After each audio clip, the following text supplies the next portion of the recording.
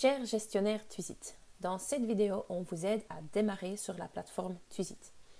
Concrètement, on va se concentrer sur la gestion de l'agenda. Les paramètres de base, le CRM et les modules de la gestion du groupe sont traités dans d'autres vidéos. Si elles vous intéressent, vous pouvez les consulter dans notre centre d'aide. Ici, on va donc se concentrer sur l'agenda et les paramètres qui sont liés au module. Un de nos collègues vous a fourni un email avec un lien pour se connecter à la plateforme. Dès que vous êtes connecté, vous atterrissez dans la page d'accueil. Là, vous passez à la gestion et vous ouvrez la gestion de l'agenda.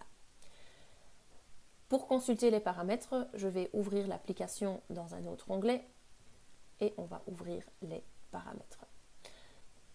Beaucoup de paramètres ont déjà été traités dans d'autres vidéos. Pour l'agenda, il y a encore quelques paramètres qui nous restent à configurer. L'agenda sert à créer le planning pour vos membres et tous les contacts qui sont liés à votre club. Pour créer une activité, vous cliquez sur le petit plus. Là, vous voyez plusieurs activités qui peuvent être créées. Un événement, un poste de travail, un entraînement et un match. Ces catégories se trouvent aussi dans les paramètres, dans les catégories de sous-types d'activités. Les types d'événements sont préconfigurés comme événements du club et réunions. Pour les types d'événements, vous ne devez pas aller trop dans les détails car chaque événement peut aussi avoir un titre spécifique dans l'agenda. Par exemple, si je crée un événement, je peux sélectionner événement du club ou réunion et introduire un titre. S'il s'agit de la fête annuelle, je peux l'intituler comme ça. S'il y a plus tard dans l'année une fête pour Saint-Nicolas, on peut aussi introduire le titre. Donc, il est inutile de créer beaucoup de types d'événements, de créer un type pour chaque événement qui a lieu. Ça suffit de créer un type qui est plutôt générique où vous pouvez chaque fois introduire un titre au niveau de l'agenda. Pour les types d'entraînement, c'est un peu différent. Ici, on a un titre simplement entraînement. Si j'ajoute un autre type d'entraînement, par exemple, un entraînement qui est spécifiquement pour les gardiens du but, on peut aussi choisir une petite couleur. Voilà. Là, ça va créer en fait un petit menu. Donc, si je clique sur le plus et que je veux ajouter un entraînement, j'ai un petit menu déroulant qui me permet de choisir entre le type d'entraînement. La plupart des clubs travaillent avec juste un type d'entraînement, donc juste entraînement ou répétition ou quoi que ce soit. Et ils vont donc combiner l'entraînement avec un groupe qui a été créé pour dire c'est l'entraînement aujourd'hui pour les U12 ou pour les adultes, etc. etc. Si vous avez différents types d'entraînement, par exemple pour les joueurs ou pour les gardiens, ou pour plutôt technique ou plutôt endurance, force, etc., vous pouvez aussi introduire ces types d'entraînement. Ça dépend du fonctionnement de votre club. Pour les matchs, la même chose. Il y a par défaut les types de matchs de compétition et les types amicales. Je vous montre, voilà, quand on crée un match, on peut aussi choisir de quelle sorte de match il s'agit. Sachez que dans Twisit, un match, c'est toujours configuré comme un match entre deux équipes avec un score. Si vous avez des matchs au niveau individuel, par exemple natation, athlétisme, ceci n'est évidemment pas applicable et vous pouvez déactiver ces types de matchs ou même les supprimer tout à fait et vous pouvez créer un type d'événement. Par exemple, un type d'événement que vous appelez compétition, vous choisissez une petite couleur et voilà, vous pouvez alors aussi introduire un type d'événement et introduire le titre de la compétition et lier les équipes ou les joueurs ou les participants individuels qui vont participer à cette compétition. Ça, c'est le fonctionnement pour ce genre de sport. Et finalement, il y a encore les shifts, les postes de travail qui vous permettent aussi de, par exemple, faire un planning pour la gestion d'un événement, vous introduisez les informations générales sous un événement qui a lieu de midi à 8 heures du soir. Et en parallèle, vous créez un poste de travail où vous pouvez dire « Ok, j'ai besoin de quelqu'un à l'entrée de 1 à 4 heures et quelqu'un pour faire le rangement de 6 à 8 heures. » Tout ça, c'est possible. Pour ça, on a un petit webinaire séparé qui vous indique comment travailler avec ces postes de travail. Voilà ce qui concerne les types d'activités. Pour la création d'une activité, je vais prendre l'exemple d'un entraînement. On va créer un entraînement pour ce soir de 19 à 20 heures et on va le répéter chaque semaine. Ça fonctionne comme dans Google ou comme dans Outlook. C'est une répétition hebdomadaire et ça va s'arrêter soit après 10 fois, soit le dernier jour de la saison. Vous voyez que toutes les dates sont indiquées en bleu. S'il y a une fois un jour où il n'y a pas d'entraînement à cause d'un jour férié ou à cause d'une vacance scolaire, vous pouvez décocher cette date et cette date-là, il n'y aura pas d'entraînement. Si vous, en cas de jour férié, vous déplacez simplement l'entraînement d'un jour, vous pouvez aussi l'indiquer et vous ne devez pas créer cette activité séparément, vous pouvez simplement l'indiquer dans la série ici dans l'agenda. On va le faire comme ça. Voilà. Vous pouvez introduire une heure de rendez-vous si c'est par exemple un peu plus tôt que l'heure de début. Le lieu peut être introduit, simplement tapé, ou vous pouvez choisir une ressource qu'on a créée dans le CRM. Vous verrez que le terrain est alors à 100% occupé. Si une équipe n'emploie que 50% du terrain, vous pouvez l'introduire ainsi et une autre équipe pourra aussi occuper le terrain. Le fait que ça soit 100% occupé ne veut pas dire qu'on ne peut pas faire un double booking. Donc, en cas d'un double booking, il y aura un petit avertissement qui vous dit « Attention, le terrain est occupé », mais vous pourriez toujours enregistrer l'activité même s'il y a 2 bookings sur un même terrain. Important aussi qu'on va lier nos groupes. Donc, on avait fait un exemple avec les U12. Voilà, on va lier ce groupe pour que ces contacts savent qu'ils sont attendus à l'entraînement chaque jeudi à 19 h. Et puis, il y a quelques autres petites fonctionnalités à utiliser. Encore important à savoir, qu'est-ce qu'on peut encore lier? Ce sont des contacts. Ça dépend un peu du fonctionnement du club aussi. Si les U12 ont un entraîneur fixe, vous pouvez le rajouter dans l'équipe. Si ça change souvent, que les entraîneurs font les entraînements à tour de rôle, vous pouvez ajouter soit une tâche vacante pour entraîneur, pour que celui qui est disponible puisse prendre la tâche. Si l'entraîneur est plutôt fixe, vous pouvez dire « Ok, je vais introduire Laurence comme entraîneur ». Et on va permettre des remplacements. Au cas où elle est en place empêchée, elle pourra indiquer dans ses tâches qu'elle doit être remplacée et quelqu'un d'autre pourra prendre sa place. Ici, vous voyez qu'il y a des fonctions qui sont disponibles, par exemple entraîneur ou autre. Ces fonctions sont aussi disponibles dans les paramètres, dans les fonctions de contact. Voilà.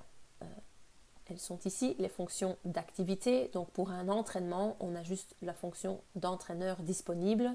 Si on crée un match, on pourra choisir entre responsable et arbitre. Pour les événements, il y a bénévole et responsable. S'il vous faut d'autres fonctions, vous pouvez cliquer sur le petit plus, créer une fonction d'activité, choisir pour quel type d'activité la fonction doit être créée et vous pouvez aussi indiquer si vous voulez demander des présences par exemple. Voilà. Donc, ceci dit, on va passer aux autres paramètres d'une activité. Il y a l'option d'envoyer un rappel, par exemple de 1 heure jusqu'à 1 semaine à l'avance. Ça dépend un peu de la culture du club ou de la culture de l'équipe, si c'est nécessaire de les rappeler au fait qu'il y a une activité où ils sont attendus. La visibilité d'une activité est toujours publique. Ça veut dire qu'on peut consulter cette activité dans l'agenda du club. Je vais enregistrer l'activité pour donner un exemple. Moi-même, je ne suis pas liée à cet entraînement parce que je ne fais pas partie de l'équipe U12.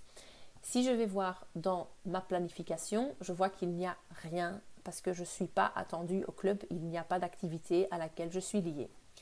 Par contre, je peux consulter mon planning et aussi le planning complet du club. Et dans le planning complet, je vais voir la série d'entraînement des U12. C'est fait pour que tous les membres puissent en fait voir qu'est-ce qui se passe aujourd'hui au club. C'est peut-être moins intéressant pour les entraînements, mais c'est surtout intéressant pour les matchs. Quel match est-ce qu'il y a ce week-end? Quel match se joue à domicile et pour qui est-ce que je peux aller supporter et à quelle heure. Donc ça c'est pour que le joueur ou le participant puisse toujours voir qu'est-ce qui se passe aujourd'hui ou dans les prochains jours au club. Si vous ne souhaitez pas ça, eh ben, vous pouvez modifier l'activité et dire que la visibilité est en confidentialité. Ça veut dire que l'activité ne sera plus montrée. Donc vous voyez maintenant comme ça une petite sigle de protection qui apparaît et si je consulte maintenant mon Twisit, je ne vois rien dans mon planning et je ne vois rien dans mon planning complet non plus parce que c'est une activité qui est protégée et qui sera seulement montrée aussi dans l'agenda général aux contacts qui sont effectivement liés. Comme je l'ai dit, la plupart des activités sont en général publiques, mais par exemple pour une réunion du comité, vous pourriez dire ok ça n'intéresse pas les membres ou ils n'ont rien à faire qu'on a une réunion ce soir, donc on va utiliser la confidentialité. L'autre option privée, ça va aussi cacher les événements pour les autres administrateurs. Donc si moi je crée une activité et que Laurence elle est aussi administrateur et que moi j'ai par exemple une réunion juste en personne avec un des entraîneurs, je peux dire que c'est privé et les autres administrateurs ne verront pas cette réunion non plus, cet entretien dans l'agenda. Donc c'est plutôt exceptionnel, hein, mais comme ça vous savez, vous connaissez la différence entre ces trois possibilités pour la visibilité. Il y a aussi une option visible par tout le monde. Ça, on conseille de l'utiliser vraiment rarement, donc 2-3 fois par an au maximum. Ça va en fait pousser l'activité dans tous les agendas personnels. Donc ça voudrait dire que je vois ces entraînements dans mon agenda, même que moi je ne suis pas attendue à ces entraînements. Donc ça va rendre la chose très, pas vraiment claire pour les membres s'ils voient trop d'informations qui ne leur concernent pas en direct. Donc on conseille de l'utiliser juste pour, par exemple, une grosse activité annuelle, un barbecue ou une journée porte ouverte où vous voulez vraiment avoir beaucoup de monde ou un match décisif en fin de saison.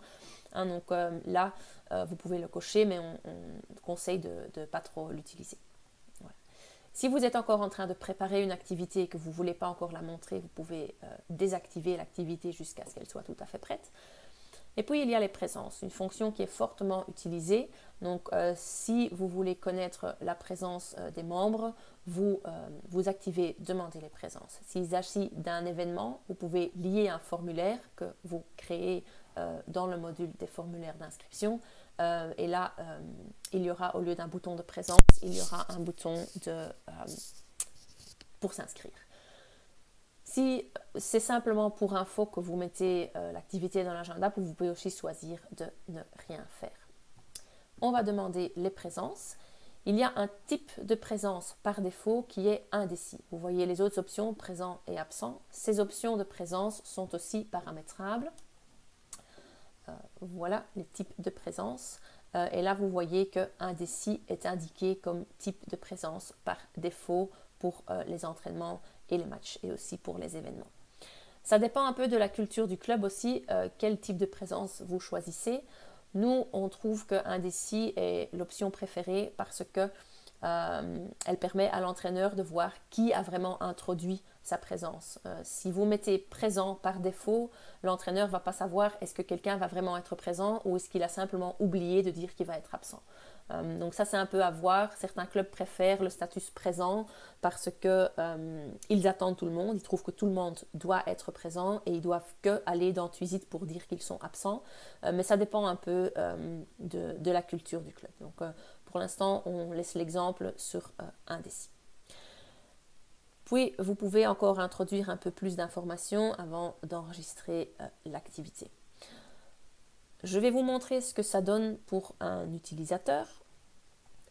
Dans l'exemple de Mina, dans sa planification, elle fait partie du groupe U12, donc elle voit les entraînements dans son planning personnel et elle voit que sa présence est indécis pour toutes les activités et elle peut indiquer qu'elle sera bien présente ce soir à l'entraînement et peut-être que la semaine prochaine, elle sera empêchée. Voilà. Il y a toujours la possibilité d'introduire un petit commentaire pour dire pourquoi. Hein, ça, c'est un peu un choix du club si vous voulez demander ça. Mais donc, ça, c'est la vue du membre qui pourra introduire ses présences pour les activités où il sera attendu. Il nous reste un paramètre à discuter, c'est la tenue. Voilà, vous le voyez ici. À côté de l'équipe, vous voyez le bleu ou le non applicable. Ça, c'est la couleur de la tenue. C'est surtout applicable pour les matchs. Ici, dans les paramètres, vous pouvez introduire la tenue, l'équipement du club. Si nécessaire, vous pouvez ajouter un autre équipement. Par exemple, si vous avez une différence pour les matchs à domicile ou les matchs en déplacement, les membres sauront en quelle couleur et quelle tenue ils doivent prendre avec et en quelle tenue ils doivent apparaître. Voilà.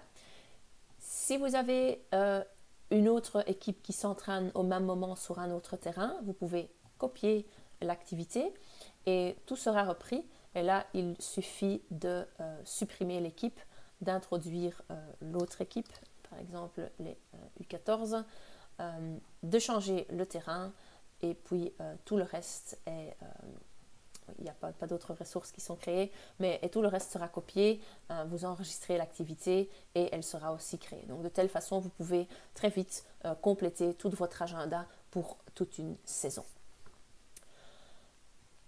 Bon à savoir, c'est que l'agenda a différentes façons d'être représenté. Ici, on voit le mois, mais il est également de voir ça par semaine ou même par jour pour voir donc, comment tout se montre. Aussi les groupes, par exemple, pour voir qui fait quoi, ou les ressources pour voir l'occupation des terrains. Ça, c'est quelque chose avec lequel vous pouvez un peu jouer pour voir qu'est-ce qui vous convient le mieux. Et il y a aussi ici, avec les 3 petits points, un mode à sélectionner. Ici, vous voyez nos entraînements, ils sont un peu rouge-orange. Il y a aussi moyen d'utiliser la couleur des ressources. Là, vous voyez que les U12 sont planifiés sur le terrain 1. Mauve-gris, c'est la couleur du terrain 1, tandis que les U14, c'est gris. Tout à fait, ça veut dire qu'il n'y a pas de couleur qui a été configurée, enfin qu'il n'y a pas de terrain qui a été choisi. Il y a aussi la vue des groupes. Ça, ce sont tous des groupes de jeunes, donc c'est la couleur de la catégorie qui est choisie. Finalement, il y a aussi les tâches pour dire si les tâches sont complétées. Donc les 2 entraînements, ils ont l'entraîneur Laurence, c'est une tâche qui va être effectuée par un contact. Si la tâche est vacante ou pas remplie, ça va être rouge pour mettre à votre attention qu'il y a encore une tâche qui n'est pas reprise par un contact. Donc là aussi, c'est un peu à vous de voir quel est le modus préféré pour voir l'aperçu de votre agenda. Pour la gestion des tâches, nous avons aussi tout un onglet. Il y a un webinaire disponible pour le fonctionnement du bénévolat et le fonctionnement des tâches dans Twisit. Donc si ça vous intéresse, je vous conseille de le retrouver dans notre centre d'aide pour vous approfondir dans ce sujet. Si vous avez plus de questions à propos du calendrier, je conseille de consulter notre documentation, le petit onglet qui se trouve toujours à droite. Là, vous pouvez retrouver toutes les informations. Par exemple, c'est quelque chose que je n'ai pas énuméré, c'est l'importation des matchs. Pour ça, je dois réactiver le sous-type d'activité des matchs. Voilà. Ici, par exemple, il y a la possibilité d'importer des matchs. Si vous les avez en Excel de votre fédération, vous pouvez les importer. Ces informations se retrouvent, entre autres, ici dans l'onglet « Importer plusieurs matchs ». Et là, vous retrouverez toutes les informations, comment importer vos matchs, comment les introduire dans Twisit. Si vous ne retrouvez pas les informations dans notre centre d'aide, vous pouvez toujours nous consulter dans le module FAQ and Support et c'est avec plaisir qu'on vous aidera. Si vous n'avez pas encore visionné les autres webinaires à propos du paramétrage de Twisit, je vous conseille de consulter aussi notre centre d'aide et d'aller voir là pour plus d'informations. Voilà ce qui concerne la gestion de l'agenda. Je vous souhaite bon courage pour la configuration de Twisit. À bientôt.